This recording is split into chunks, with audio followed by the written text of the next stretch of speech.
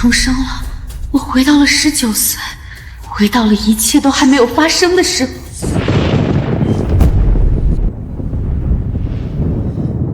为什么？为什么？因为你是裴家的亲生女儿，而我只是一个养女。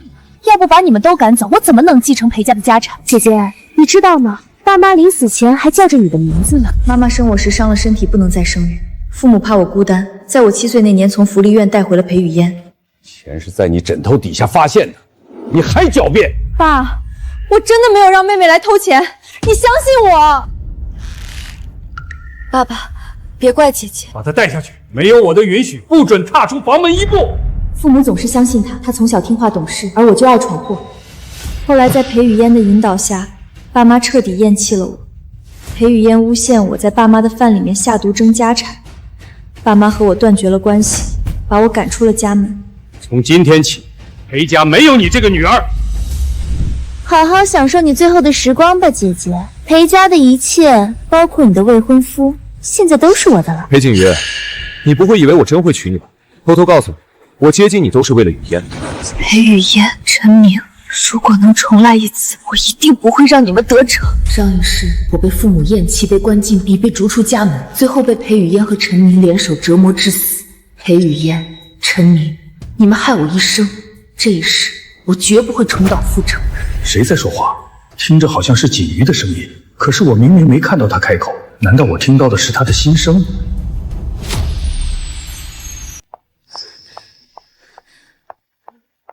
锦瑜，你这是怎么了？是不是哪里不舒服啊？我真的好想你和爸爸。爸妈，对不起，前世是我太蠢，听信了旁人的挑拨，以为你们真的不要我。前世我被他们害得声名狼藉，最后更害得你们惨死。这一世我一定护好你们，绝不让裴家落入这对狗男女手中。傻孩子，说什么胡话呢？我和你妈不过是忙了2天年会没回家，怎么就弄得跟生离死别似的？就是，快把眼泪擦擦，今天这么多宾客看着呢，年会马上开始了，别让人家看了笑话。姐姐，你怎么了？脸色看上去不太好，是不是生病了？妹妹放心，我好得很。倒是妹妹你怎么和你姐夫一起来的呀？他为什么会这么问？难道是发现了什么？不可能，我和陈明的事情一直隐藏得很好，他不可能知道。姐姐，你误会了，我只是在酒店门口刚好碰见姐夫，看他一个人才顺路一起进来的。锦瑜，雨嫣心思单纯，你别吓唬她，我们之间清清白白能有什么？妹妹，瞧你紧张的，脸色都白了。我不过是看气氛太闷，跟你们开个玩笑罢了。陈明哥哥，我怎么觉得裴锦瑜今天有点不对劲？别胡思乱想，他那个脑子能看出来什么？走，我们也过去。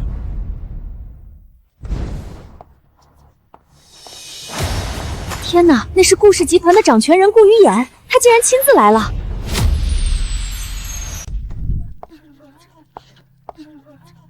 顾于言，前世我为了陈明那个渣男，不惜跟爸妈决裂，寻死觅活，甚至把和他的婚约拱手让给裴雨嫣。谁在说谎？什么前世？什么渣男？可当我被赶出家门，流落街头时，只有他默默帮我。爸妈遇难后，也是他顶着压力料理后事，甚至为了替我报仇，被陈明和裴雨嫣联手陷害，落得个双腿残废的下场。是他在说谎，可是我明明没看到他开口，难道我听到的是他的心声？裴雨嫣端着香槟过来，肯定没安好心。前世他就是这样，假装给我整理衣服，然后不小心把整杯香槟泼我身上，让我在所有人面前出丑。姐姐，你的衣服上面有点脏了，我来给你弄一下。哎呀，雨嫣，怎么这么不小心，洒了一地？他真的想泼酒，和锦瑜心里想的一模一样。这不是巧合，我真的能听到锦瑜的心声。姐姐，你是不是生气了？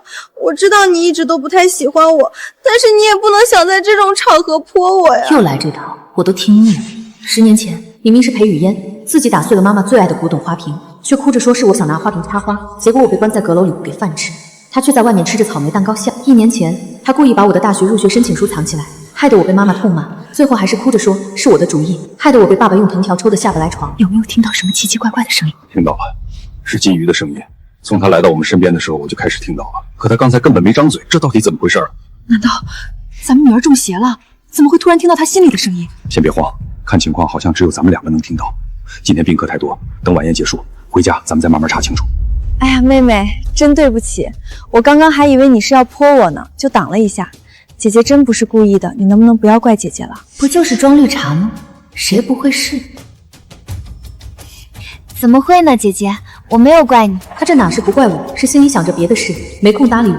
马上裴雨嫣就要迫不及待的让妈妈带她去找顾于衍，然后趁机开口说要定下来自己和顾于衍的婚事。顾于衍3天后就要出国处理海外并购项目，一走就是3个月，这样他就能名正言顺的插手顾氏的项目，借顾氏的事来掏空裴家。雨嫣她真的是这样的人吗？从小到大她都是一个乖小孩，会不会是锦瑜误会雨嫣？先是裴雨嫣口口声声说为了我的幸福劝我跟陈明私奔，然后自己顺理成章的替我嫁给顾于衍。其实他早就盯上了顾家的权势，想借顾氏的事来霸占我们裴家的家产。妈，你这么看着我干什么？我脸上有什么脏东西吗？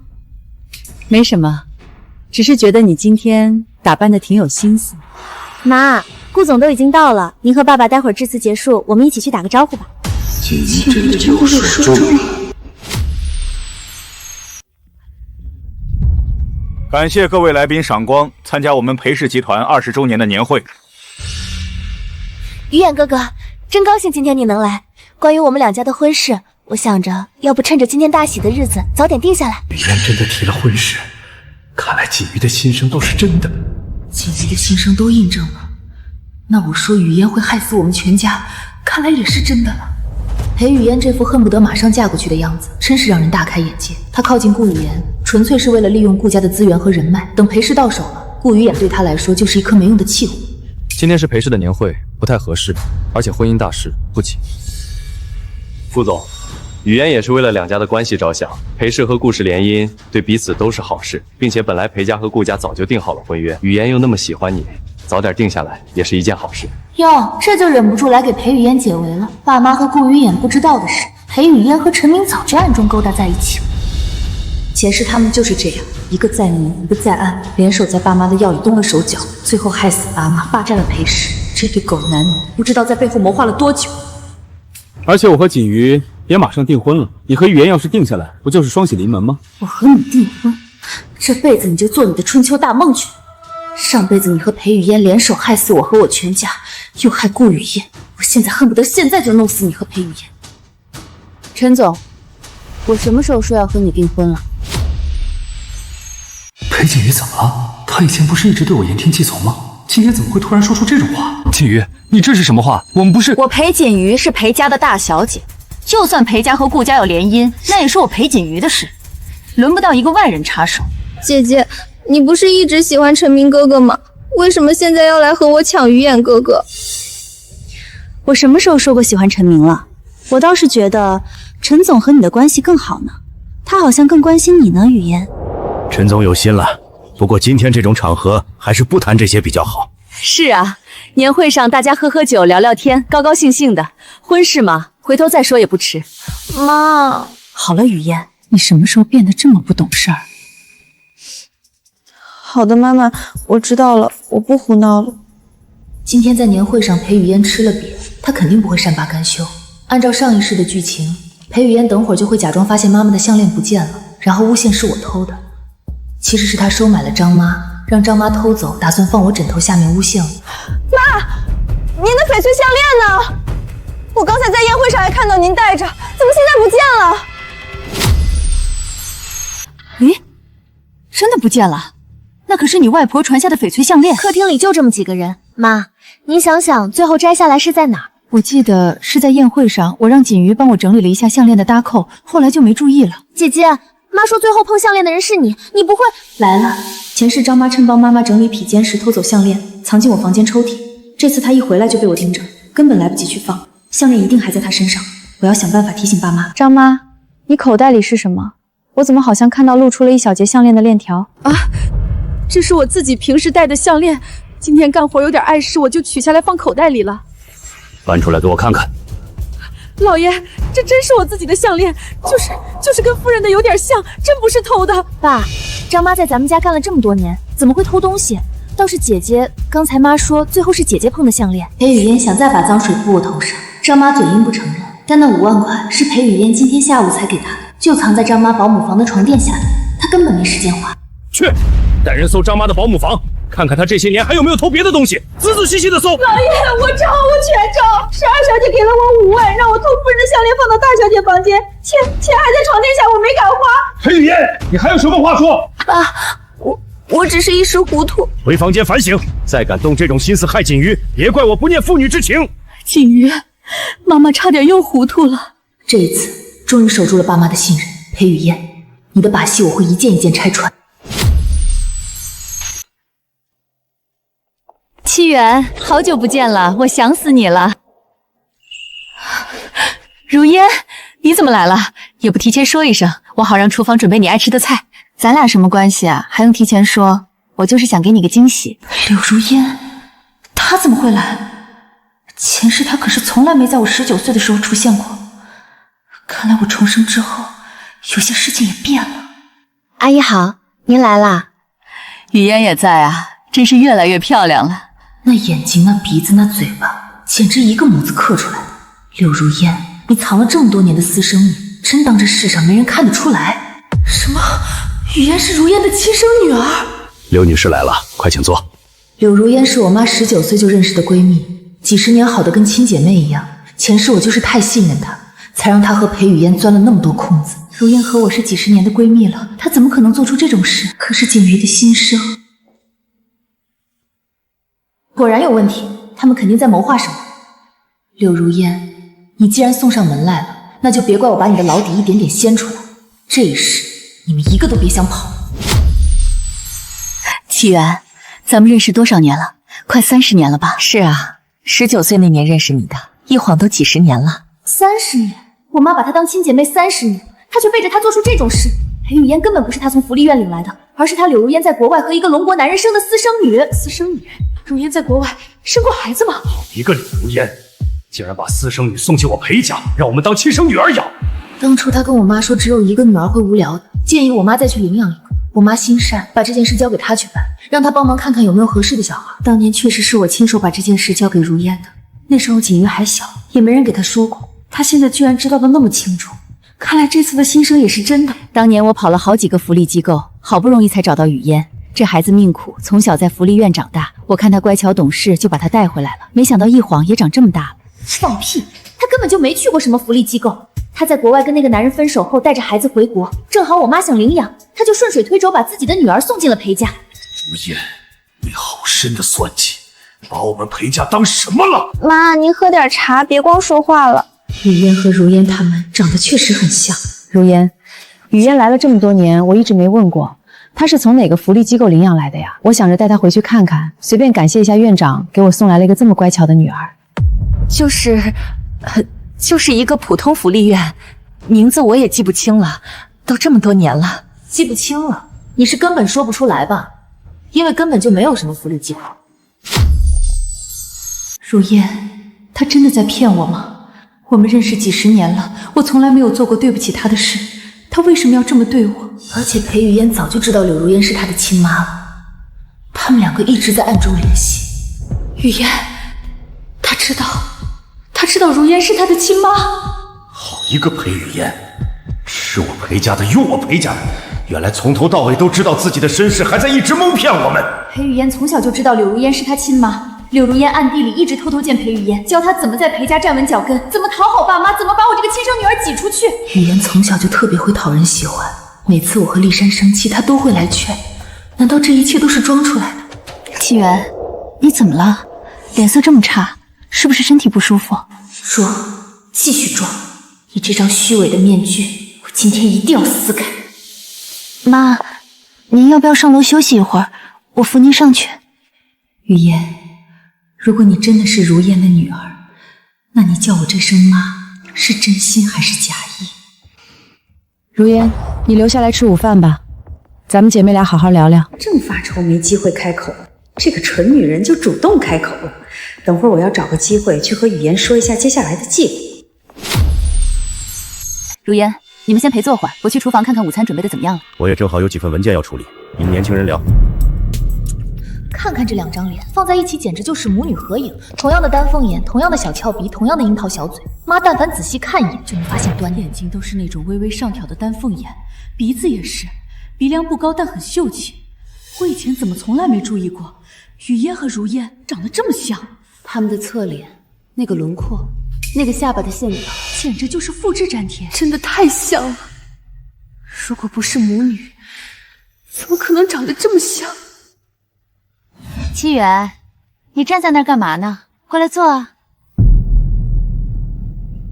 没事，就是突然想起厨房还有道菜没交代清楚。妈，您真的没事吗？我看您脸色不太好。真的没事，可能是昨晚没睡好。裴雨嫣，你装的可真像啊！以前我怎么没发现你的演技这么好呢？刘阿姨，我刚发现您和我妹妹长得好像啊，不知道的人还以为你们是亲母女呢。锦瑜真会开玩笑，我哪能和雨嫣比啊？雨嫣年轻漂亮，我都人老珠黄了。姐，你眼光真好，柳阿姨确实和我有点像呢。他们刚才那个眼神，分明是慌了。锦瑜一句玩笑话，他们紧张什么？七远，你坐着歇会儿，我去厨房给你做几道你爱吃的菜。如烟，不用麻烦，家里有厨师。不麻烦，我想亲手做你最爱吃的糖醋排骨和清蒸鲈鱼，我记得清清楚楚。妈，我也去帮忙，正好跟柳叶学几道菜。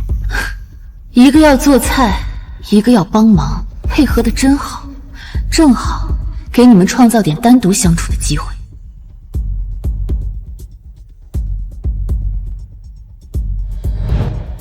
妈，咱们出去透透气，让他们俩好好培养感情。如烟，那厨房就交给你们了，我和锦瑜去花园走走。好，你们去吧，做好了叫你们。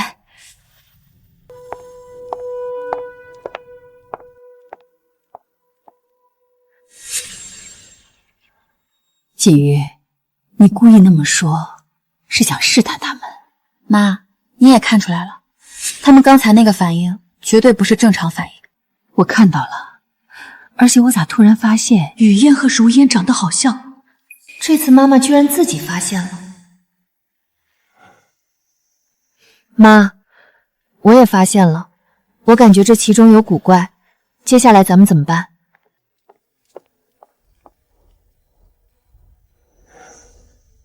我们在这边可以听到他们俩的谈话。妈，我真的受不了这一家人了。妈，裴雨嫣真的叫柳如烟吗？她真的是柳如烟的女儿？股份的事需尽快，不能再等了。股份？他们在说什么股份？裴丽珊不好对付，而且张启元已经开始怀疑我了。他们在说我，他们到底在谋划什么？那就加快动作，给他们下药。什么？柳如烟，我待你如亲姐妹，你竟然想害死我和我的丈夫，还有裴雨嫣。我养了她10几年，竟然也想我们死。妈，别怕，有我在，我们先不要打草惊蛇，装作什么都不知道。好，妈听你的。柳如烟、裴雨嫣，你们的狐狸尾巴终于露出来了，这一世我要让你们付出代价。七元，我还有事儿，我就先走了，有时间了再一起逛街。雨嫣，你去送一下你柳姨。好的，妈妈。丽珊、锦瑜，你们跟我来书房，我有话要说。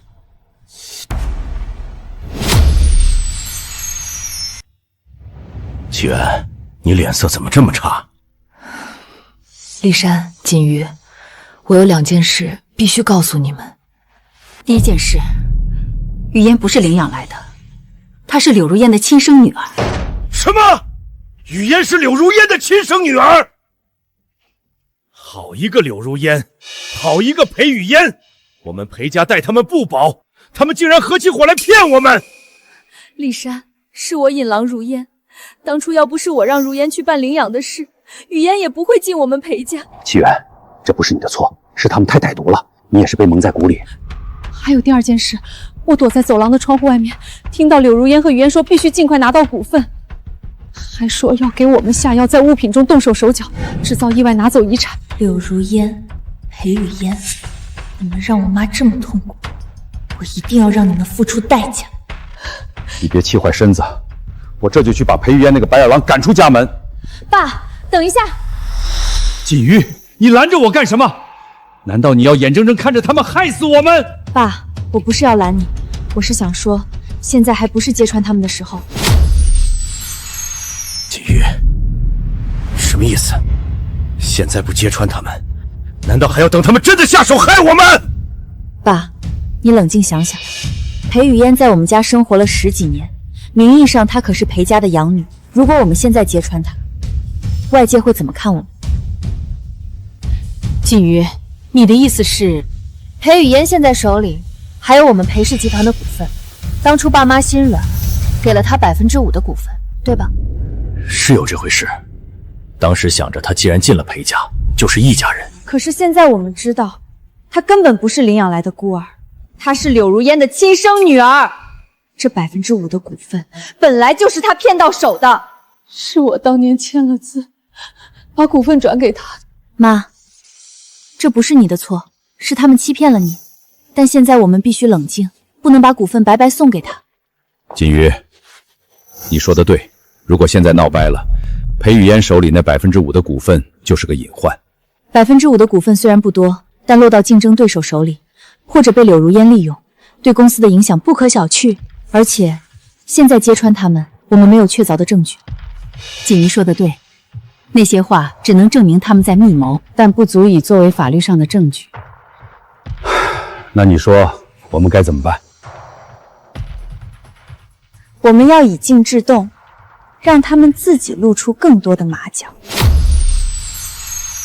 爸妈，我们现在需要做的是先想办法把裴雨嫣手里的股份拿回来。股份的事儿确实棘手，当初转让的时候手续齐全，现在想拿回来，需要他自愿签字转让。他当然不会自愿，但如果我们设一个局，让他不得不交出来呢？锦瑜，你有什么办法？裴雨嫣之所以想要裴家的产业，无非是为了钱。如果我们给他一个更大的诱饵，让他主动放弃这5%的股份呢？更大的诱饵？你是什么意思？裴雨嫣一直觊觎顾家的势力，她想嫁给顾雨言，借顾氏的事来壮大自己。如果我们利用这一点，让她为了更大的利益而放弃手里的股份呢？你是说，让她用股份来换取什么？没错，我们可以制造一个假象，让她觉得有一个更大的机会在等着她。但那需要她用手里的股份来做交换。锦瑜，你这个思路不错，但具体要怎么做？我们可以设计一个投资项目，表面上看起来利润丰厚，但需要裴氏的股份作为敲门砖。裴玉言如果想参与，就必须先把手里的股份交出来。这能行吗？他会上当吗？妈，相信我，只要让他觉得有利可图，他一定会上钩的。好，就按锦瑜说的办，先把股份拿回来，再揭穿他们的真面目。爸妈，接下来的日子我们要装作什么都没发生，对裴雨嫣还是像往常一样，不能让他察觉到我们已经知道了真相。好，妈会注意的，我不会让雨嫣不会让裴雨嫣看出破绽的。公司那边我会安排。锦瑜，你说的那个投资项目具体怎么操作？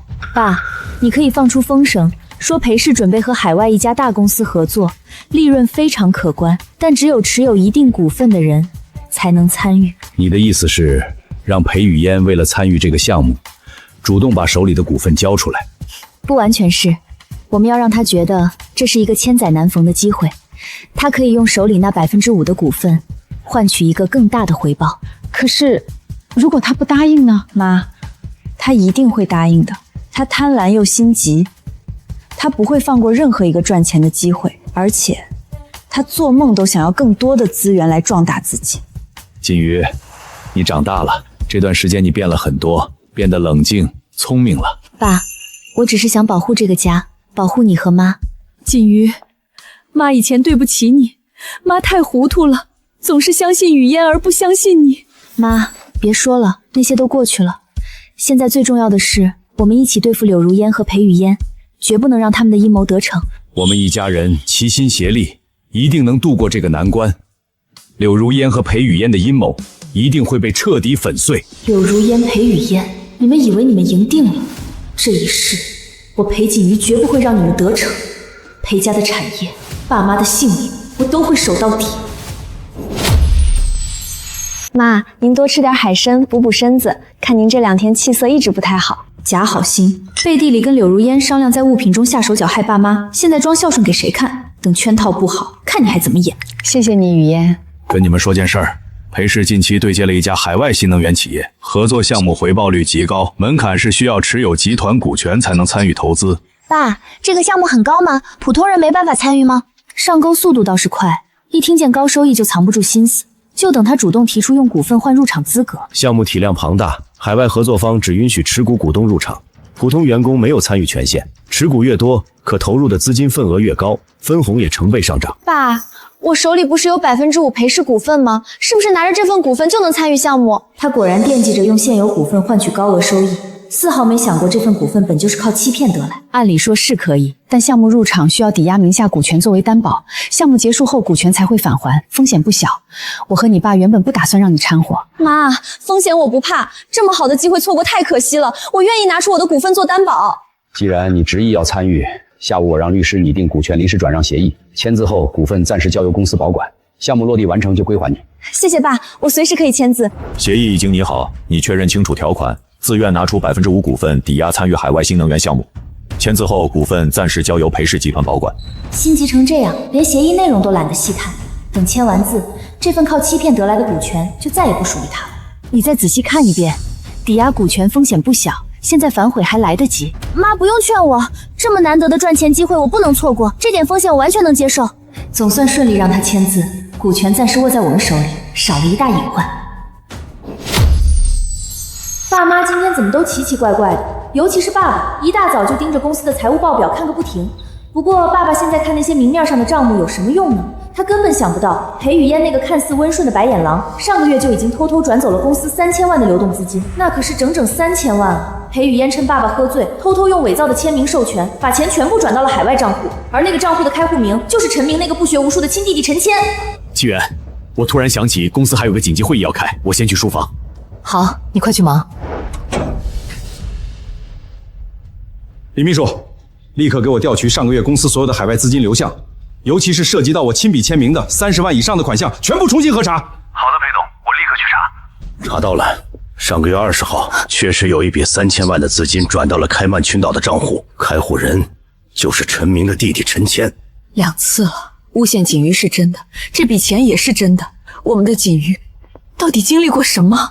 爸妈，你们这是怎么了？脸色这么难看，是不是公司出什么事了？公司的事情还轮不到你来操心，做好你自己的本分。该死，老家伙今天吃错药了，怎么突然对我这个态度？难道那笔钱被发现了？不可能，我做的那么隐秘，一定是裴锦瑜又在爸妈面前说了什么。陈明哥哥，你快来裴家一趟，爸妈不知道怎么了，突然对我很凶，我有点害怕。雨嫣别怕，我这就过去，不管发生什么事，我都会护着你。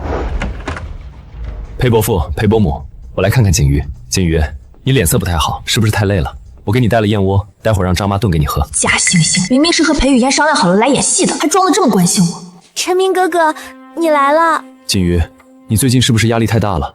我看你最近总是心事重重的，有什么烦心事可以跟我说。没什么，可能是年会太累了。对了，裴父，我听说城南那个项目审批快下来了，周末我朋友新开了一个温泉山庄，不如咱们一家人去散散心，顺便聊聊项目的事儿。他哪是请我们去散心，他是想借这个机会让裴雨嫣偷爸爸的私章。前世他们就是趁爸爸泡温泉的时候，把私章唾了膜，伪造了城南项目的假合同，骗走了裴氏2个亿。哎呀，爸妈，我最近心情不好，不想看见水，不想去泡温泉，我想去多晒晒太阳。我们周末去露营吧。锦瑜不想去泡温泉，那没关系，你想去哪儿我都陪你。露营也挺好的，我正好新买了一套露营装备，咱们可以一起。姐姐，陈明哥哥对你可真好，我都羡慕了。陈总费心了，不过锦瑜说她不太想去，那就算了吧。是啊，雨嫣也需要在家休息，就不去了。没事，那我们就改天再约。锦瑜，那我就先走了，你好好休息，有什么事随时给我打电话，我随叫随到。该死，老家伙不去温泉，司章的事只能另想办法了。我昨晚想了一宿，知道错了，今天特意做了你们爱吃的肉包和银耳羹，你们尝尝。雨嫣有心了，肉包里面放了点蟹黄粉，爸爸对蟹黄过敏，他是故意的，想让爸爸吃了过敏起疹子，他好趁机溜进书房。丽珊，你上周体检，医生不是说你最近不能吃太油的东西吗？这肉包你别碰了，我吃。是啊，差点忘了。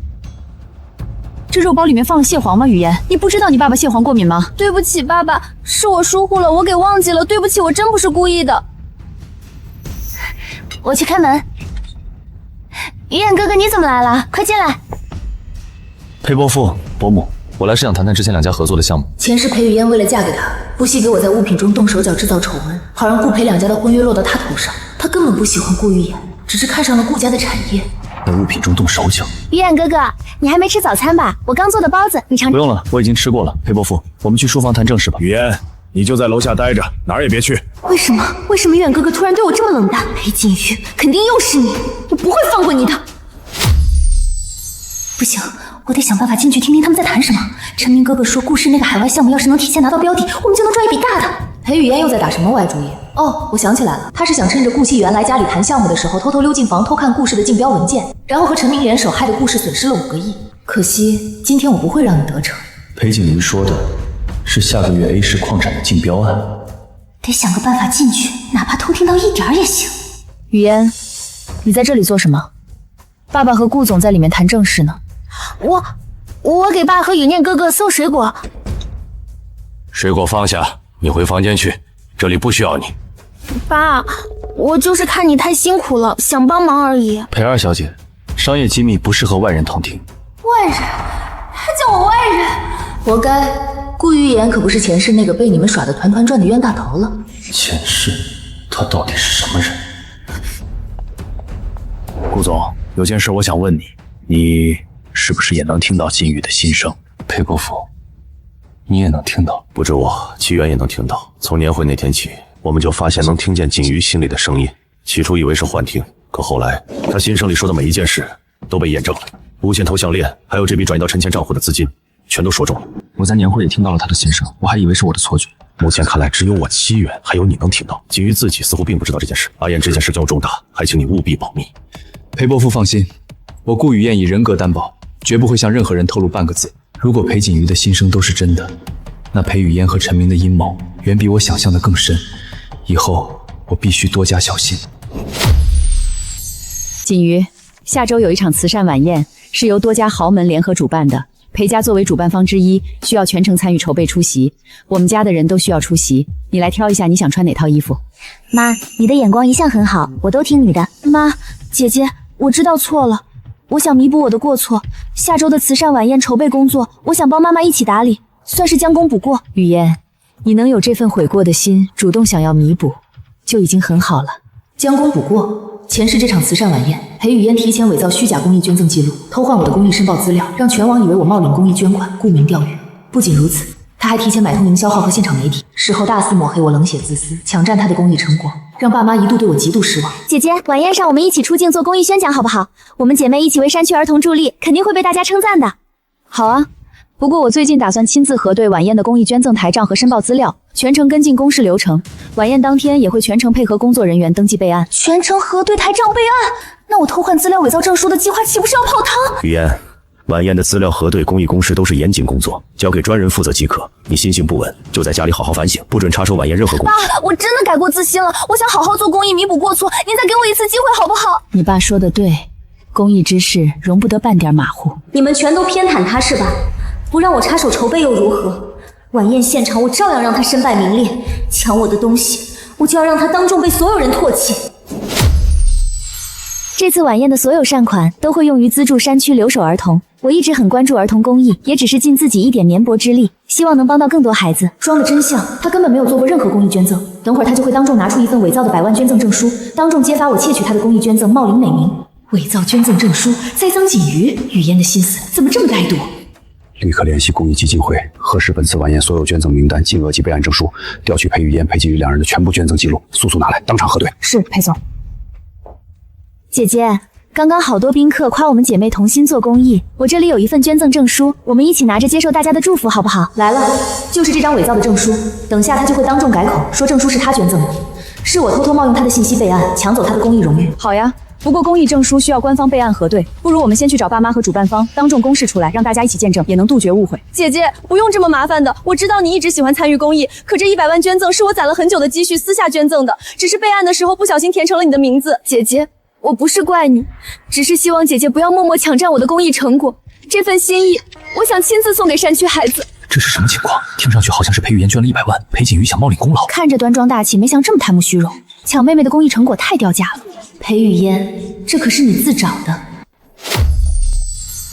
大家别误会姐姐，姐姐应该不是故意的，只是我筹备了这么久的公益，不想最后成果不属于自己而已。我从未捐赠过这笔100万善款，也从未抢占任何人的公益成果。既然妹妹说证书是她的，那我们就等官方备案记录出来，当众核对，真假自有定论。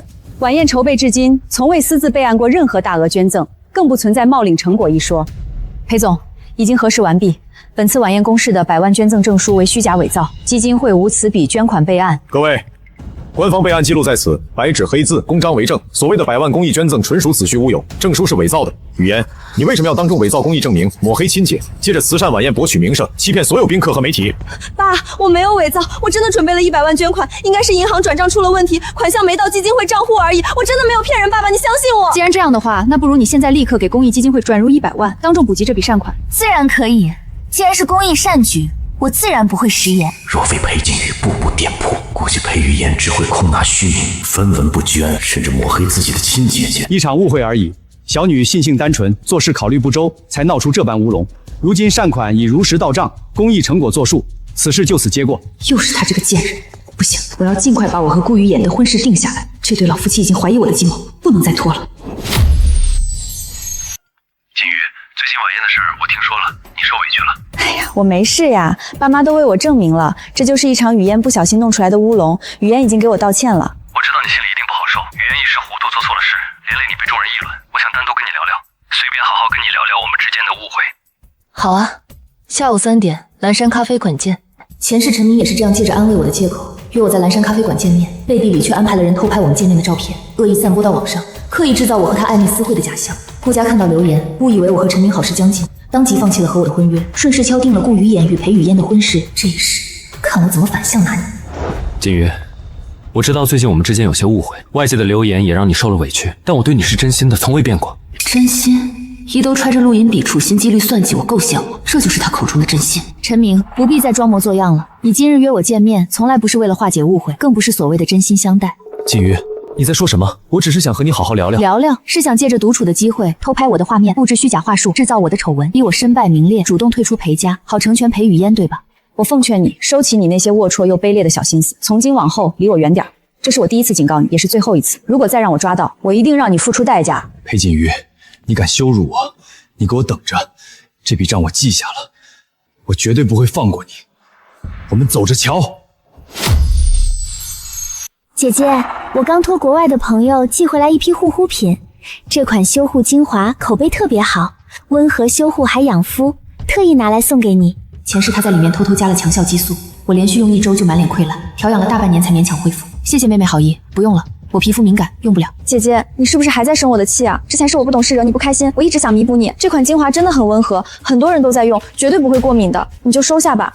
雨嫣，正好我最近手边的护肤品刚好用完了，还没来得及补货，你这瓶就先给我用吧，我也试试你们年轻人用的东西，换换肤质养护。妈，这不行的，这是我专门买来送给姐姐的心意，怎么能转手给您用呢？您要是喜欢，我立刻联系朋友，专门给您定制一套适合您肤质的顶配款。不用特意定制，太麻烦了，我就想试试你手里这款，看着质地就一定很好用。别，我刚刚看错了，这瓶不是全新的，是我之前拆封用过几次的，不太干净。我现在回房间拿一瓶全新未拆封的给您送过来。真是搬起石头砸自己的脚。不过以裴雨嫣的性子，一次失手根本不会罢休，她背地里肯定还藏着别的算计，绝不会轻易放弃针对我的心思。锦瑜，你的脸怎么突然变成这样了？看着又红又肿，是不是过敏了？我这就让司机备车，我们带你去医院检查。妈，我也不知道我这是怎么了，好痒。天哪，姐姐的脸这是怎么？爸妈，我认识一位私立皮肤科的刘专家，专治各种不明皮肤问题，经验特别丰富。要不我带姐姐过去诊治，别耽误了恢复。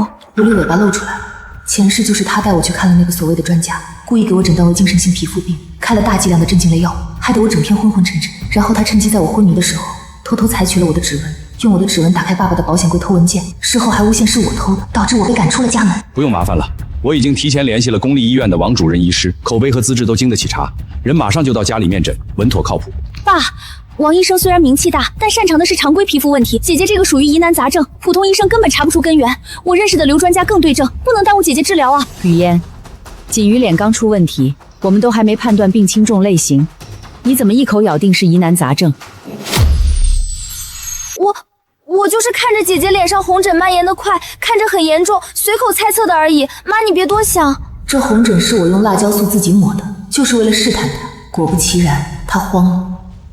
不用特意找专家，我这皮肤问题来得蹊跷，我不想随便用来路不明的药方，稳妥检查就好。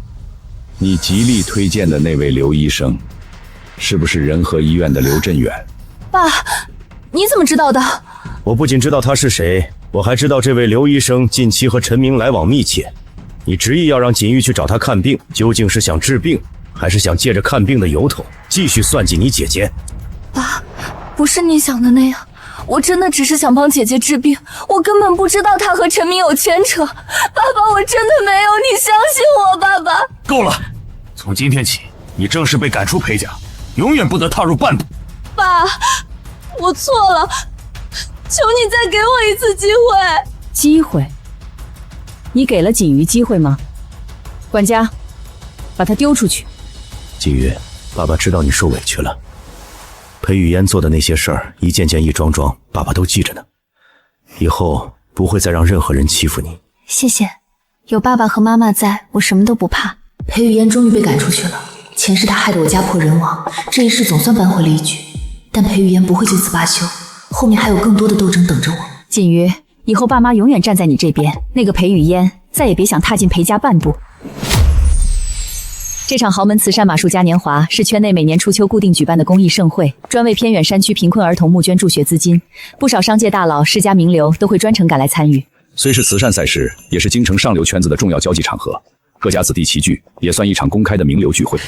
干爹，您快看，这位就是我的亲姐姐裴锦瑜。林振邦，前世裴雨嫣就是傍上了这个港商，他在京城势力庞大，裴雨嫣认他做干爹，无非是看中了他在圈子里的人脉，想借着他的势力在上流圈子站稳脚跟。裴小姐果然容貌出众，气质卓然。早听闻裴家有位大小姐，今日一见，果然气度不凡，颇有顶级世家的大家风范。林先生过虑了，倒是妹妹离开裴家不过短短数日，便能攀上您这般厉害的靠山，这份本事着实让人佩服。姐姐说笑了，干爹只是心善，看我无依无靠，处境可怜，才愿意收留我罢了。哪像姐姐，自幼有裴家兜底撑腰，万事无忧，自然什么都不用惧怕。今日的马术竞技赛，初衷本是慈善公益，何必为了些许小事伤了自家和气？裴小姐，我听闻你骑马，要不我让人安排一匹性情最温顺的马，你上场体验一二。不会骑马，前世的我可是顶尖马术高手，驰骋赛场从无败战，只是无人知晓罢了。林振邦主动顺水推舟邀我骑马，没安半点好心，定然是暗中藏了算计。既然是林先生好意，那便劳烦林先生费心安排了。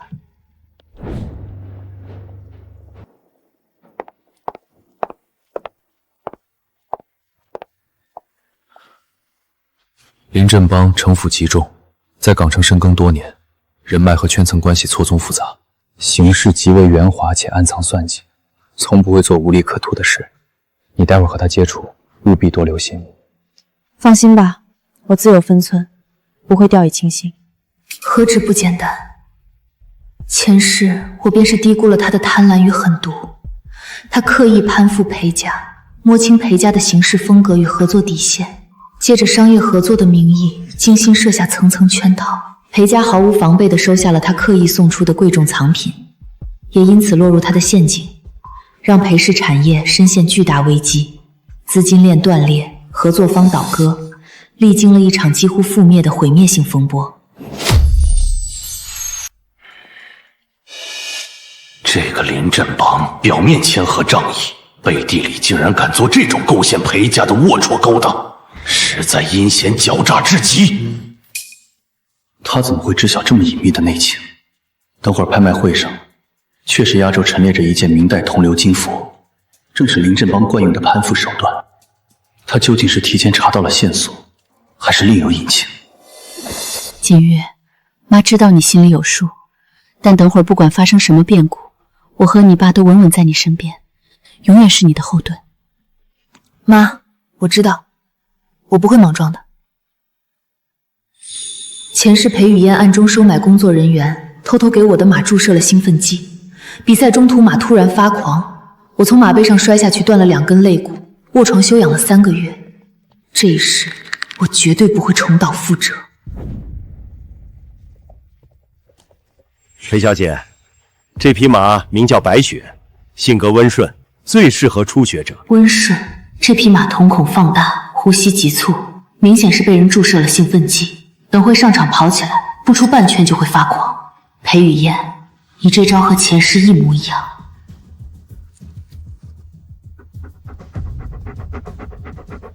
林先生，这匹马不太对劲，瞳孔扩散，呼吸急促，鼻孔还有白色泡沫，应该是被人注射了药物。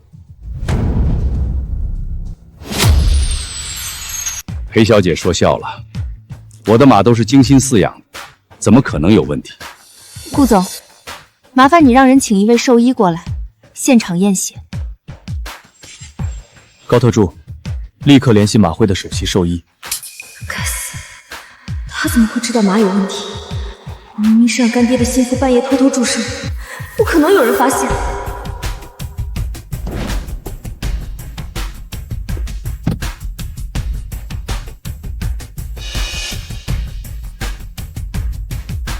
顾总，血样里确实检测出高浓度的拟交感神经兴奋剂，这种药物会让马匹在高速奔跑时突然发狂，极具危险性。林先生，你的马被人动了手脚，你是不是该给他解释？这肯定是有人故意陷害。我的马场管理严格，不可能出现这种情况。是吗？那不如查查监控，看看昨晚谁来过马厩。顾总，监控查到了，昨晚凌晨2点，有一个穿黑色斗篷的人潜入马厩，在白雪的饲料里加了东西。那人右手腕上戴着一个红色编织手链，和裴二小姐手上的一模一样。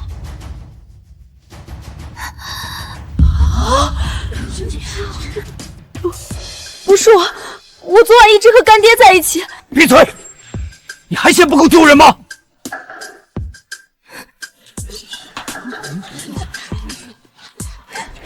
林振邦，今天的事裴家记下了。因马术赛场突发意外，场地设备故障导致比赛被迫紧急中断。赛事主办方临时更改流程，正式转入公益慈善拍卖环节，请全场宾客进入拍卖厅落座等候。这裴雨嫣还真是攀附对了人，危机的时候立马就有人出来救他们。裴锦瑜，你别得意，今日马术赛场让我当众出丑的这笔账我记下了。接下来的慈善拍卖会，我一定要抓住机会，让你当众翻车，身败名裂，彻底毁掉你所有光环。各位来宾，为大家带来本场压轴拍品。清代御用掐丝珐琅鎏金摆件，这件摆件出自宫廷造办处，经多位资深收藏专家核验，保真无误。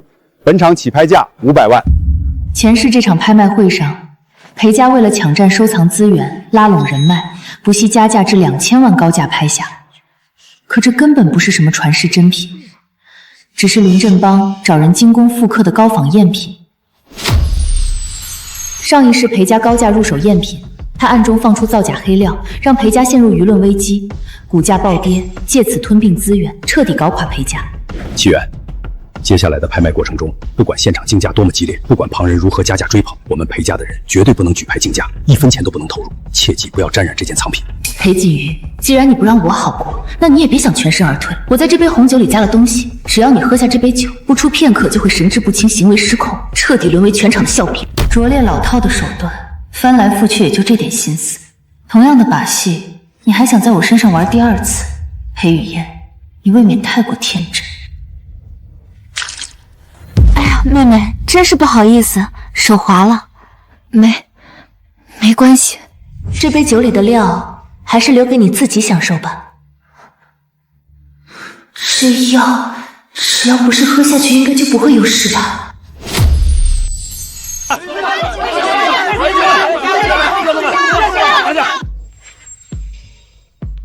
各位，在继续出价之前，我想请大家看一样东西。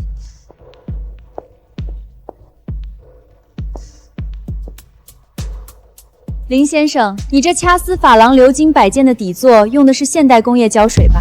清代可没有这种东西。不止如此，这件摆件的鎏金成色、珐琅釉料配方都与清代宫廷用料标准相差甚远，是典型的现代精工复刻工艺。林先生，你刻意复刻高仿藏品，伪造专家鉴定证书，大肆炒作稀缺价值，刻意引诱各大企业高价接盘，借机重创对手企业，这套商业算计未免太过阴狠了。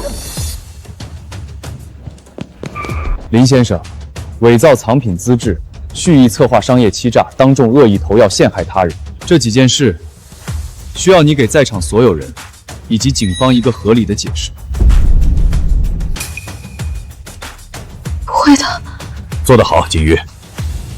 爸，这种假货偏偏外行还行，想蒙我还差得远。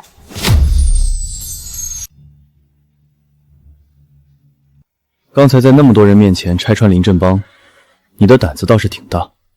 怎么，顾总觉得我太过张扬，惹上麻烦了？我是替你担心，林振邦城府极深，为了利益不择手段。今日被你当众拆穿他，他必定心生记恨。这种被逼到绝境的人，难免会暗中报复。从前的他满心满眼都是别人，天真热烈，如今变得这般清醒锐利，步步谨慎，才逼自己长成了无坚不摧的模样。前世我落难的时候，也只有他会这样担心我，只有他能看穿我刻意伪装的坚强，懂我步步为营的小心翼翼。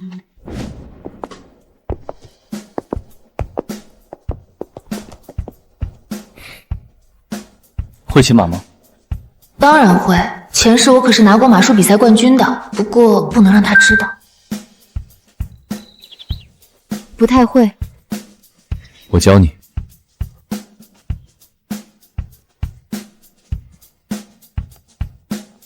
靠得这么近，心脏跳得好快。抓紧了，多年默默放在心里的人，此刻就在身前。从前我只能远远观望，看着他奔向别人，如今能这般安静护着他，已然足够。只希望他往后再也不用深陷算计，满心防备。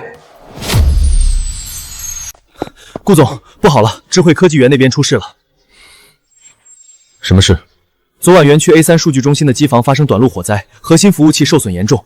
有媒体爆料说，园区使用不合格的电线电缆，存在严重安全隐患，还附上了质检报告。智慧科技园，前世顾氏最大的投资项目，也是从这里开始走下坡路的。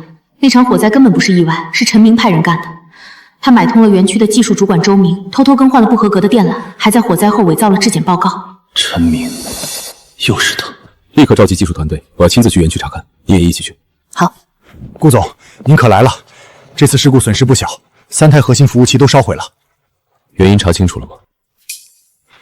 初步判断是电缆短路引发的。这是采购部门提供的电缆质检报告，显示绝缘层厚度不达标。这份质检报告根本就是伪造的，真正的电缆是合格的，是周明趁夜偷偷换成了劣质品，然后把合格的质检报告换成了这份假的。周主管，你在顾氏干了几年了？5年了。5年时间，顾氏待你不薄，你就是这么回报的？顾总，您这话是什么意思？我一直兢兢业业。兢兢业业。周主管，你昨天晚上10点离开园区后去了哪里？我直接回家了。他在撒谎。监控显示，他离开园区后去了一家叫蓝湾的私人会所，在里面见了陈明的心腹赵坤，待了整整2个小时。这次火灾事故不是意外，是有人蓄意破坏。顾总，这话可不能乱说。是啊，要是蓄意破坏，那可刑事案件。各位，我有证据。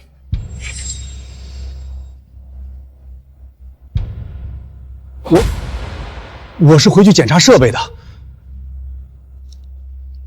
检查设备需要带着工具箱里的电缆吗？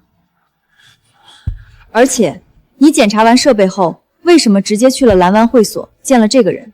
这个人叫赵坤，是陈明的私人助理。好你个周明，竟然吃里扒外，勾结外人害公司，然后做出这种事儿，良心被狗吃了吗？不是这样的，我只是。周主管，你老婆李秀琴上周在瑞士银行开了一个新账户，存入了200万美金。汇款方是陈明控制的空壳公司宏远贸易。你偷换合格电缆，使用劣质品，导致短路火灾，事后又伪造质检报告，想把责任推给顾氏的采购部门。周明，你背后的指使者是谁？我也是被逼的。陈明他威胁我说，如果我不配合，就找人对我女儿下手。所以你为了保自己的女儿，就不顾园区几百号工人的性命。周明涉嫌故意毁坏财物，危害公共安全，移交治安局处理，立刻联系法务部起诉陈明及其关联公司。各位媒体朋友，关于智慧科技园 A3 数据中心的火灾事故，顾氏已经查明真相，是一起有预谋的破坏行为，幕后指使者将受到法律制裁。顾总，有传言说顾氏使用不合格建材，请问这是真的吗？顾氏所有建材均采用国际一流标准，经得起任何检验。真正的问题是有人收买了内部人员，偷换了合格产品。各位，我是裴锦瑜，这次能及时发现真相，是因为我发现了一些不对劲的地方。左边是顾氏采购的合格电缆的质检报告，右边是火灾后发现的那份所谓的不合格报告。大家注意看，2份报告的编号、日期格式，甚至公章的印泥颜色都有细微差别。而且，我在机房的角落里发现了这节电缆的铜锌纯度远低于标准，绝缘层使用的是回收塑料，明显是劣质产品。但它外面的包装和品牌标识却和顾氏采购的正品一模一样。裴小姐，请问幕后指使者是谁？这个问题我不方便回答，只不过我知道指使者的目的不只是毁掉一个数据中心那么简单，他们想毁掉的是顾氏的信誉，是投资者对顾氏的信心。今天表现得很好。那顾总打算怎么奖励我？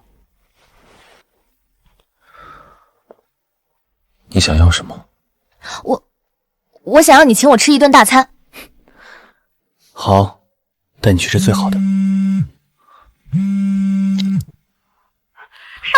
您快点回来吧，老爷子要不行了。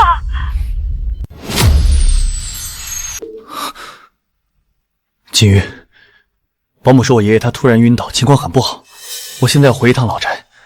顾老爷子病危，前世裴雨嫣收买了吴妈，在老爷子的药膳里偷偷下药，让老爷子的身体一天天衰弱，然后又假装找来神医救命，让顾雨嫣对他感激涕零。什么？是他干的？前世顾老爷子对我很好，是唯一一定要始终相信我的人。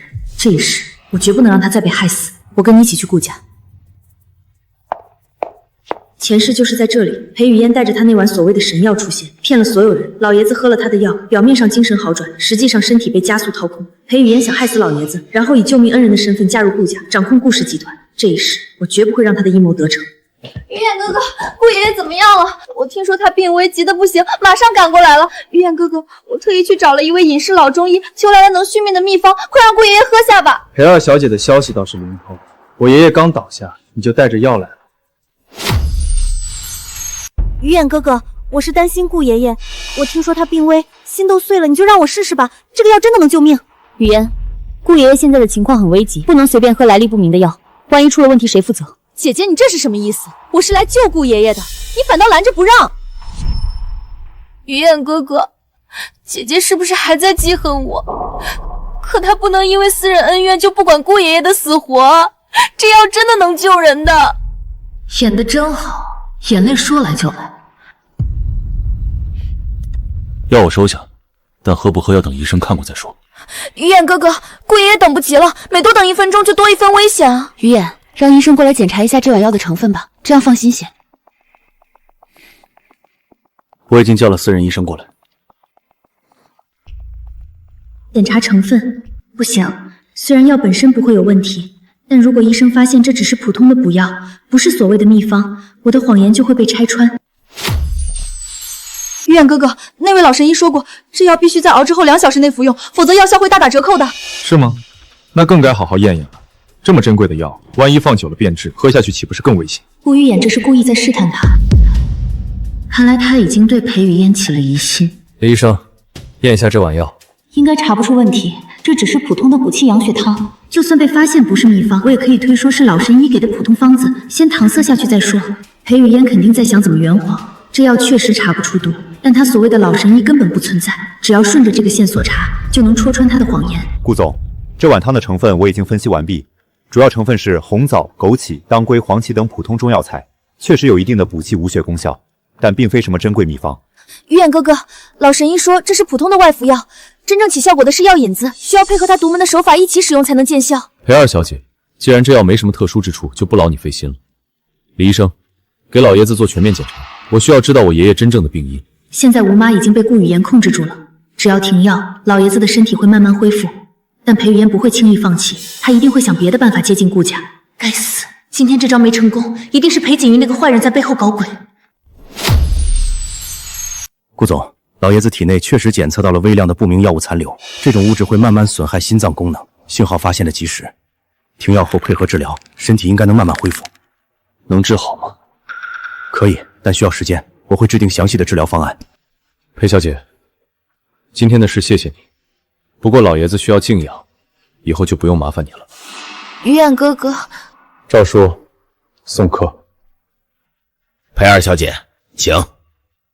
顾雨言、裴锦瑜，你们给我等着，我不会就这么算了。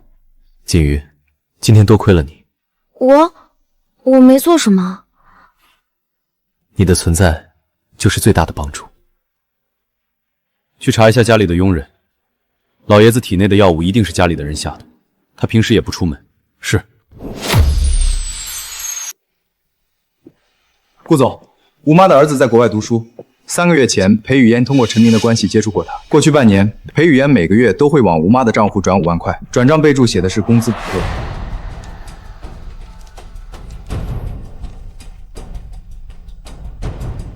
还有呢，吴妈昨晚10点多偷偷去了厨房，在老爷子的药膳里加了一包白色粉末，监控拍得清清楚楚。果然和前世一模一样，裴雨嫣就是让吴妈在晚上的药膳里下药，在物品中动手脚。而且吴妈每次加完药都会把药粉包装烧掉，冲进水道。要不是监控拍到了，根本找不到证据。锦瑜，我看你刚才的反应，好像是知道裴雨嫣不安好心啊。我也不是很确定，但是裴雨嫣最近刚被我们家赶出去，我觉得还是防着点她比较好。而且裴雨嫣之前在我家也用过类似的手段，收买佣人陷害我。原来是这样，谢谢你。对啊，女人的直觉很准的。把吴妈控制起来，不许她接触任何人。等老爷子病情稳定后再处理，明白？顾总，还有一件事，裴雨嫣刚才离开顾家后，去了陈明的住处。果然是一伙的。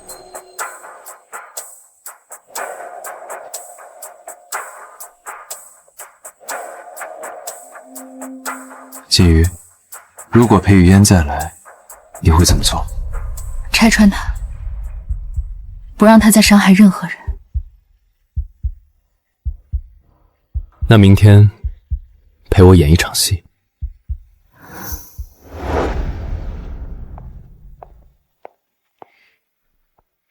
赵叔，我放心不下顾爷爷，特意买了些补品过来看看他。裴二小姐，老爷还在休息，少爷吩咐了，任何人不得打扰。我就看一眼，不会打扰顾爷爷的，求你了，赵叔。雨嫣，你怎么又来了？昨天不是让你不用费心了吗？姐姐，我只是担心顾爷爷，你为什么要一再阻拦我？又是这招，先装可怜，再反咬一口。可惜今天不管用了。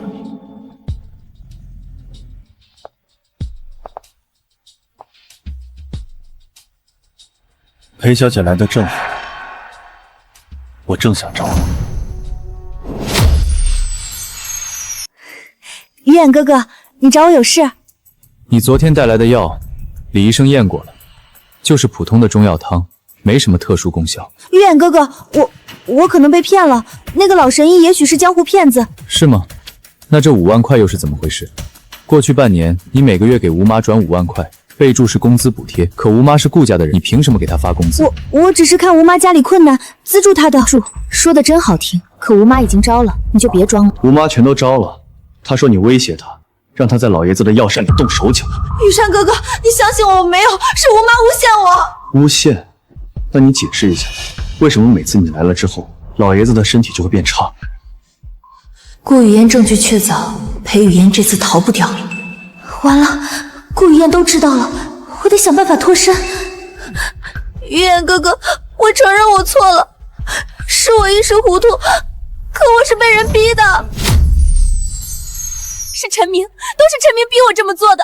他说如果我不害顾爷爷，他就毁掉我的名声。果然要把锅甩给陈明，前世他也是这么干的，把责任都推给别人，自己装受害者。陈明逼你，那你自己又得到了什么？我什么都没得到，我只是想活下去。雨嫣，你每次都把责任推给别人，上次在裴家也是，说是别人逼你的，可你自己又做了多少坏事？姐姐，你为什么要落井下石？我一直把你当亲姐姐呀。亲姐姐？你诬陷我偷项链，在陈明面前说我坏话的时候，有没有想过我是你姐姐？裴雨嫣，从今天起，你不要再出现在顾家，也不要再出现在我面前。于远哥哥，于远哥哥，你不能这样对我，我是真心喜欢你的。喜欢我？你喜欢的是顾家的钱和权势吧？我在你心里就这么不堪吗？我为了靠近你，小心翼翼讨好所有人，我从来没有过半分私心。事到如今还在嘴硬。高特助，送他出去。从今往后，顾家所有场地永久禁止他踏入半步。好，我走。顾家我不稀罕。顾雨言，你迟早会后悔今天这么对我。裴锦瑜，我们走着瞧。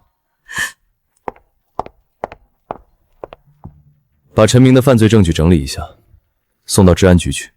陈明要是被抓了，裴雨嫣就失去了一个重要的靠山。可他不会善罢甘休的，他还有林振邦。裴雨嫣认他做干爹，就是想借他的事东山再起。派人盯着裴雨嫣，他接触过什么人，去过什么地方，我都要知道。是，顾总。锦瑜，让你看笑话了。不是你的错，是裴雨嫣太会伪装了。前世他也是这么骗过了所有人，直到最后才露出真面目。这一世，我绝不会让他得逞。谢谢你，一直站在我身边。前世他也是这样默默守护着我，可我却瞎了眼，把真心给了陈明那个渣男。这一世我不会再错过了。于言，爷爷，我在，您感觉怎么样？我好多了，是锦瑜救了我吗？顾爷爷，是李医生治好了您，我只是陪了您几天。傻孩子，于眼都告诉我了，是你发现了有人在物品中动手脚，你才是爷爷的救命恩人。顾于眼什么都跟老爷子说了，那老爷子岂不是也知道裴雨嫣的所作所为了？锦瑜啊，爷爷看出来了，你是个好孩子，于眼能遇到你是他的福气。顾爷爷，您别这么说。爷爷，您刚醒来，别说太多话，好好休息。于言，裴玉嫣那个女人的事你要处理好，不能让她再祸害别人了。您放心，我已经在处理了。陈明已经被抓了，裴雨言也在监视之中。陈明被抓了，太好了！前世他害死了我爸妈，这一世总算让他得到了报应。但裴玉言不会就此罢休的，他一定会去找林振邦，借他的力量反击。锦瑜，以后常来顾家玩，爷爷喜欢你。好，我会常来看您的。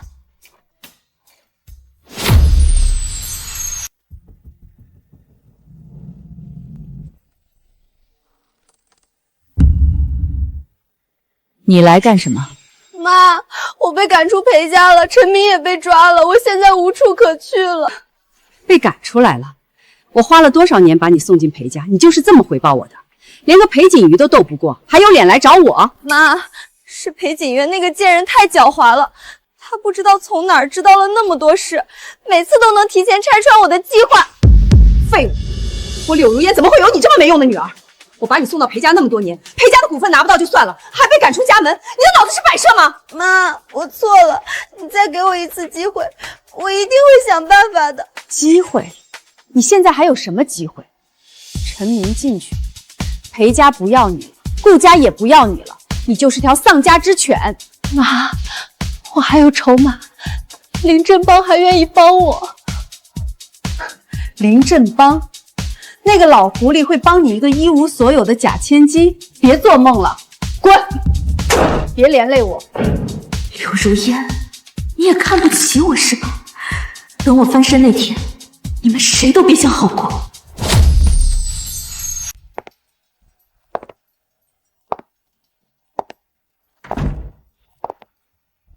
裴二小姐，哦不，现在应该叫你什么？丧家之犬？干爹，您就别取笑我了，我是什么样的人，您还不清楚吗？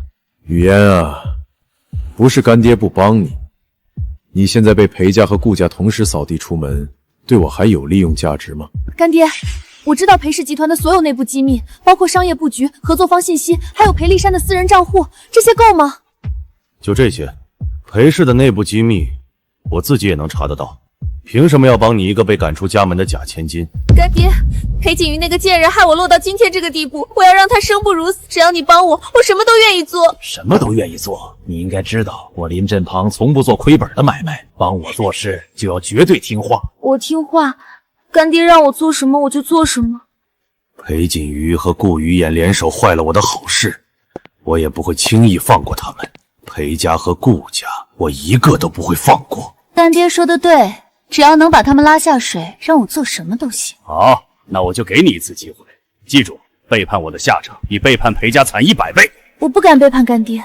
裴景瑜、顾于言，你们等着，干爹出手，你们死定了。你确定裴氏下个月要和海外公司签一份3亿的采购合同？确定，那份合同是裴丽珊亲自谈的，对方是一家精密仪器公司。合同细节我都知道。好，那我们就精准拿捏这份核心合同做文章。你手里有没有裴氏集团的官方制式合同物料，能用来作假斗底？当然有，我在之前整理合同档案时，留存了盖有裴氏集团正式起封章的空白合同页、公司标准合同模板，还有裴丽珊常用的电子签字底稿。果然是我的好女儿，有了这些，我们就能伪造一份假的补充协议，让裴氏背上违约的罪名。3亿的违约金，够裴氏喝一壶的。干爹高明，到时候裴氏资金链断裂，裴丽珊那个老家伙只能求饶。奇怪，怎么突然心神不宁的？难道是裴玉烟那边又有动静了？锦瑜，最近公司有点不对劲，有几家合作方突然提出要重新审核合同条款。重新审核？为什么？不清楚，我感觉有人在背后搞鬼，你最近多留心。一定是裴雨嫣，她被赶出去，肯定不会善罢甘休。看来要提醒顾于言也多加小心。你确定能联系上那外地商行的区域负责人？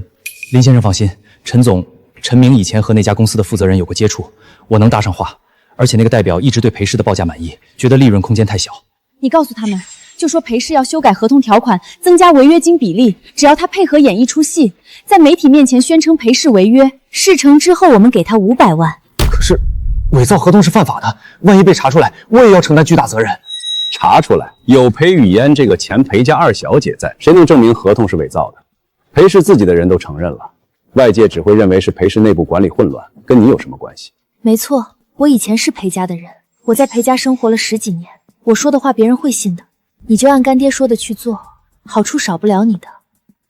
去办事吧，记住，嘴巴严实点，要是走漏了风声，你知道后果。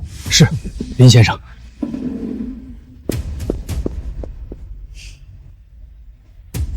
干爹，这次裴景宇那个贱人肯定反应不过来，等他发现的时候，裴氏已经背上3亿的违约金了，资金链一断，裴丽珊那个老家伙只能跪地求饶。不只是裴氏，顾家那边我也不会放过。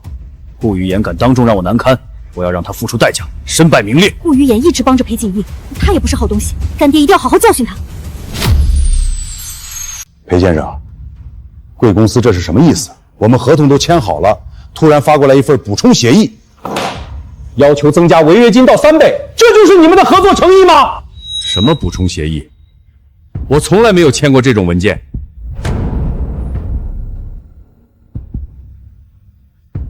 这上面有你的私章和签名，裴先生，你不会想赖账吧？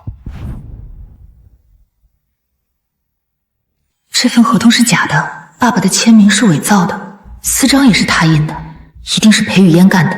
他手里有爸爸的私章唾沫。这份文件是假的，有人伪造了我父亲的签名和私章，意图破坏我们两家的合作。假的？裴小姐，这可是从裴氏官方邮箱发过来的，还有裴氏的公章，怎么会是假的？我裴立山做生意几10年，从来说一不二。这份文件绝对是伪造的，我会证明给你看。爸，是裴雨嫣，他手里有你的私章唾沫，一定是他和林振邦联手干的。这个白眼狼！爸，先别激动，我们现在需要证据，证明这份文件是伪造的。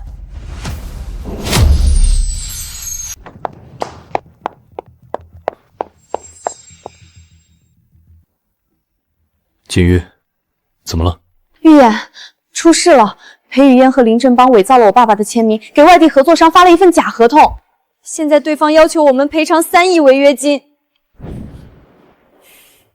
果然是他们。我的人刚刚查到，林振邦最近和那家公司的负责人接触过。什么？他们已经联系上了？不仅如此，林振邦还在暗中收买你们裴氏的供应商，准备断你们的原材料供应。好狠毒的计谋，一方面用假合同制造违约，另一方面断掉供应链，这是要把裴氏往死里逼。于燕，我要反击，你能帮我吗？锦瑜，我说过，你的事就是我的事，不管对手是谁，我都会站在你身边。于燕，我需要你帮我查一个人，赵坤，陈明的心腹，他现在应该和林振邦在一起。高特助，立刻去查赵坤的下落，把他所有的行踪都摸清楚。是，顾总。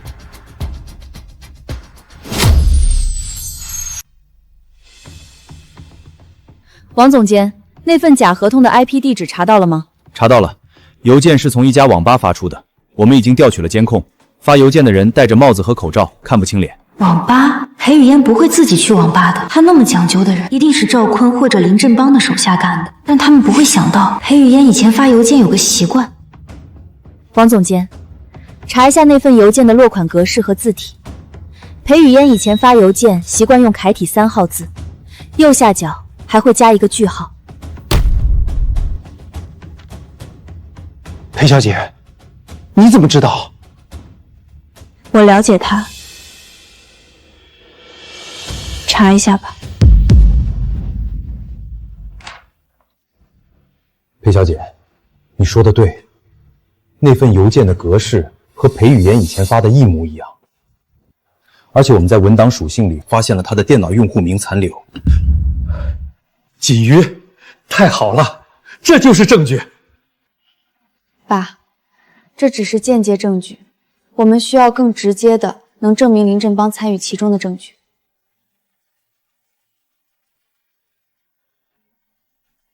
林振邦、裴雨嫣，你们的阴谋不会得逞的。我裴锦瑜重活一世，绝不会让你们再伤害我的家人。锦瑜，赵坤那边有消息了，他最近频繁出入林振邦的一家空壳公司，而且账户里多了200万，来源是林振邦控制的海外账户。果然是他们，200万就买通一个人出卖灵魂。还有一件事，我查到林振邦准备对顾氏出手了。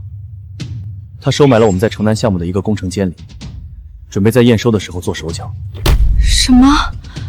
他同时对裴家和顾家下手？林振邦的野心不只是对付裴家，他想把京城2大世家都拉下水，然后坐收渔利。于燕，我们联手吧。既然他要同时对2家出手，那我们就联手反击。锦瑜，你知道吗？从第一次在年会上见到你，我就知道你和以前不一样了。什么不一样？以前的你看人的时候眼睛是飘的，现在的你眼里有光，像是经历过很多事，突然醒悟了一样。他该不会发现什么了吧？重生的事不能说出去。人总会成长的嘛，经历了那么多事儿，我要是还那么天真，怎么保护我的家人？金鱼，不管你怎么变了，在我眼里，你都是最好的。他说这话是什么意思？是在表白吗？于言，你这话什么意思？等这件事结束了，我告诉你。刘工，项目进度怎么样？还行，按计划进行。这个刘工有问题，前世林振邦就是收买这种人在项目里做手脚的。看来于眼说的对，林振邦已经渗透进来了。刘工，我听说你儿子最近要出国读书。裴小姐怎么知道的？随便打听了一下，出国读书花费不小吧？你一个小小的监理，哪来的这么多钱？我攒了很多年的。刘工，我给过你机会，你自己说，还是我来说？顾总，我说，是林先生，林振邦给了我50万，让我在验收的时候睁一只眼闭一只眼，说他会在材料上动手脚。于眼，看来林振邦是打算在建筑材料上做文章，用劣质材料替换合格的，等出了安全事故，故事就完了。这个老狐狸比我想象的还要狠毒。不过这也给了我们机会，我们可以将计就计，让他以为自己得逞了，然后在关键时刻反将一军。刘工那边搞定了，下个月验收的时候，只要出了安全事故，顾氏的股价就会暴跌，到时候我们再放出劣质材料的消息，顾于眼就完了，他的商业帝国会一夜之间崩塌。干爹英明，这一招太狠了。那裴氏那边呢？裴氏那边，商行负责人已经提交了违约诉讼，3亿的赔偿金，裴灵山那个老家伙拿不出来，裴氏就得破产清算，到时候我们低价收购，裴家的一切就都是我们的了。太好了，那个裴景玉，我要看着他一无所有，跪在我面前磕头认错，让他知道跟我作对的下场。你这几天盯着裴氏的动静，有任何风吹草动告诉我，尤其是裴景瑜的行踪。明白，干爹，我派人24小时盯着他。裴雨嫣，你以为你赢了吗？前世你们联手害死了我爸妈，害得我家破人亡。这一世，我要让你们每一步都踩在我埋好的雷上，自取灭亡。于言，什么事？金鱼，商行负责人那边有新消息，他同意暂缓诉讼，但有一个条件。什么条件？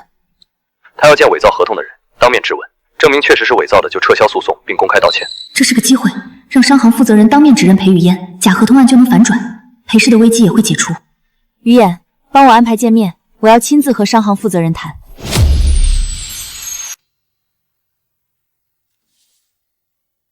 我们找到了伪造合同的人，而且我们有充分的证据证明这件事是有人故意陷害裴氏，意图破坏我们的合作。什么证据？裴小姐，这件事关系到3亿的违约金，不是儿戏，请你拿出有力的证据。这是那份假合同的电子文档溯源报告，文档创建者的用户名是裴雨嫣，而且我们查到了发件邮箱的注册信息，虽然用了假名，但绑定的是裴雨嫣保姆张妈的手机号。张妈？那个保姆？张妈以前是我家的保姆，后来被裴雨嫣收买了，做了不少坏事。这件事她已经亲口承认了，我们可以让她当面对质。这是网吧的监控，虽然看不清脸，但这个人的身形和裴玉嫣一模一样，而且他手腕上的红绳手链，裴玉嫣也有一条，这是无法抵赖的证据。裴小姐，如果这些证据属实，那裴氏确实是被陷害的，我会重新考虑诉讼的事。裴氏和贵公司合作多年，从未有过任何违约行为，这次的事是有人蓄意破坏。我希望您能给我们时间，让我们彻底其真相，还裴氏一个清白。锦瑜，要不是你，这次裴氏就真的完了。爸爸老了，以后裴氏还要靠你。爸，裴雨嫣和林振邦不会就此罢休的，我们要做好打持久战的准备，他们一定还有后招。干爹，不好了，商行负责人暂缓了诉讼，还说要重新调查合同的事。怎么回事？那个裴锦瑜找到了证据，证明合同是伪造的，他还把张妈推出来做证人。废物！让你办事干净一点，你倒好，留下这么多把柄。我也不知道他怎么会查到的，他好像什么都知道。看来裴锦瑜不是省油的灯，软的不行就来硬的。既然合同这招不行，那就直接毁了裴氏的声誉。干爹的意思是，散布消息说裴氏集团财务造假，资金链断裂，马上就要破产，让投资者恐慌抛售股票，引发股灾。这个办法好，到时候裴氏的股价暴跌，银行抽贷，供应商断供，裴氏不死也得脱层皮。于言，我担心林振邦会用更卑鄙的手段。那我们就先发制人，在他动手之前，把证据全部公开。各位媒体朋友，最近有关于裴氏集团财务造假、资金链断裂的谣言在网上流传。今天我在这里正式澄清，这些都是无稽之谈，是竞争对手恶意散布的谣言。裴小姐，有传言说裴氏合同造假，涉及3亿违约金，这是真的吗？合同是有人伪造的，我们已经掌握了确凿证据，证明这是竞争对手蓄意陷害。裴氏的财务状况非常健康。这里是第三方审计报告，这是第三方审计机构出具的最新财务审计报告。裴氏的资金储备充足，所有项目运转正常，现金流充裕。所谓的破产，完全是别有用心之人编造的谎言。裴小姐，请问幕后指使者是谁？这个问题很快就会有答案。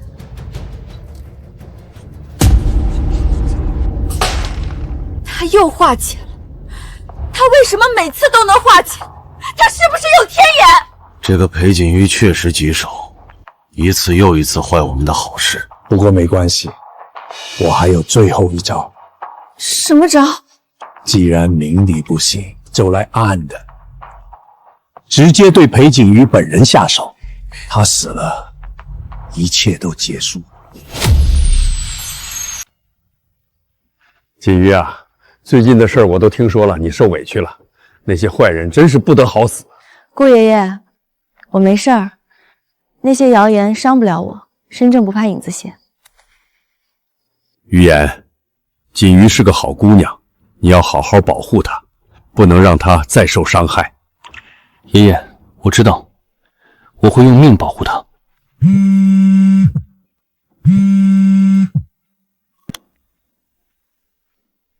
喂，姐姐，好久不见，想我了吗？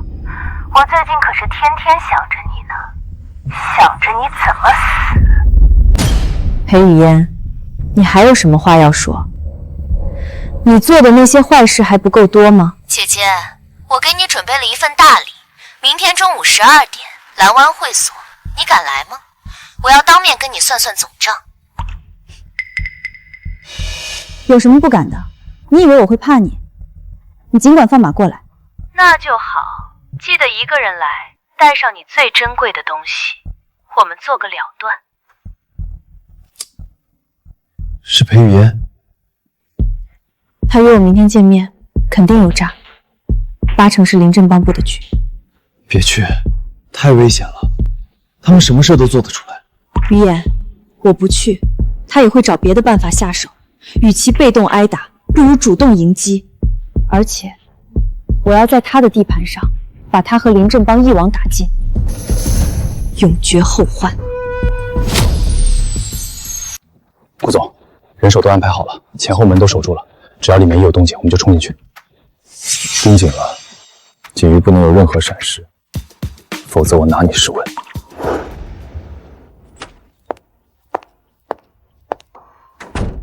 姐姐，你来了，坐吧，别客气。有话直说，我没时间跟你废话，要干什么划出道来。姐姐，你果然还是这么讨厌，一副高高在上的样子。不过没关系，过了今天，你就再也见不到我了。这个世界会清静很多。他果然有埋伏，不过我已经让雨言在外面准备好了。只要信号一发出，他们就会冲进来。裴雨嫣，你觉得2个保镖就能困住我？你也太小看我了。困住你？不，我要的是让顾玉言来救你。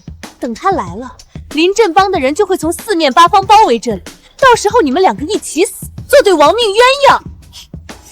就凭你们这些乌合之众，准备行动。临阵帮的人出现了，大约20多个，从东边巷子过来的。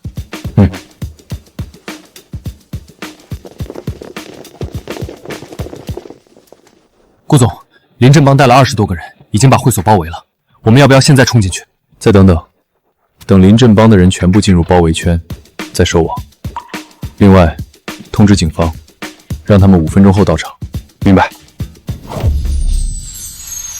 姐姐，你以为顾云也能救你？临阵帮带了他所有的人手，20多个职业打手，今天就是你们的死期，你们插翅难飞。裴雨嫣，你确定？你确定临阵帮的人还能进来？你做了什么？你很快就知道了，好好听着。景瑜，没事吧？有没有受伤？没事，我很好。不可能！临阵帮的人呢？他们人呢？你是说外面那群乌合之众已经被我们全部控制了，一个不剩，包括临阵帮本人。他跑得最快，被抓的时候也最狼狈。不可能！你们怎么会知道我们的计划？从你打电话给临阵帮的那一刻起，我们就知道了。你以为我为什么会一个人来，就是为了引蛇出洞，把你们一网打尽。裴景瑜，你不得好死！你凭什么每次都赢？凭什么？裴雨嫣，你输了，彻底的输了，这就是作恶的下场。等等，我妈柳如烟，她知道裴家所有的秘密，她手里还有裴氏的股份。柳如烟，你以为她还会来救你？柳如烟早在3天前就订了出国的机票，现在已经在国外了。她早就知道你们会失败，所以提前跑了。不可能，她是我妈，她不会丢下我的。妈，她把你送进裴家，不过是为了利用你获取裴家的财产。现在你没用了，她当然会抛弃你，就像抛弃一颗棋子一样。不会的，不会的，他终会帮我拿到裴家的一切的。从头到尾，你都是他的一枚棋子。现在棋局结束了，棋子也就没用了。不用跟他废话。裴雨嫣，你涉嫌伪造合同、恶意诽谤、雇凶伤人，等着迎接属于你的报应吧。把他带走。不要！裴景瑜，我做鬼也不会放过你！临阵帮的罪行足够他在里面待一辈子了。伪造合同、商业欺诈、雇凶伤人、行贿受贿，数罪并罚，至少20年。裴小姐，好手段！我临阵帮在商界混了几十年，竟然栽在你一个黄毛丫头手里。林先生，多行不义必自毙，你害了多少人，自己心里清楚。柳如烟呢？她跑了。她比你们聪明，知道什么时候该跑。裴景瑜，你以为你赢了吗？柳如烟不会放过你的，她手里还有裴氏的股份，5%的股份，那是她骗人的。那份股权转让协议早就被我爸作废了，她手里什么都没有。